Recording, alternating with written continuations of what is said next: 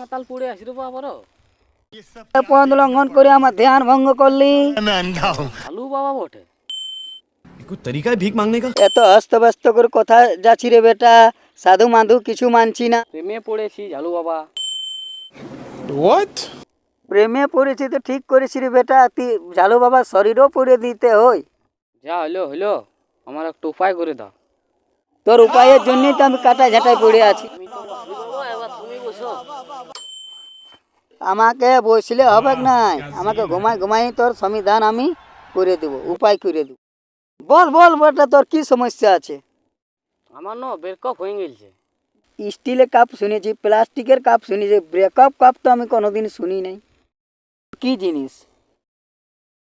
ভালোবাসতিবার সঙ্গে ঝগড়া হয়ে ব্রেকআপ হয়ে গেছে। তো বন্য কি আমার বান্ধবীটা ছাড়িয়ে আমাকে চলে গেছে। হ্যাঁ ও আসবে তবে কি করে? হ্যাঁ বেটা, ওর পায়ে তেল লাগাতে হবে তবেই আসবে।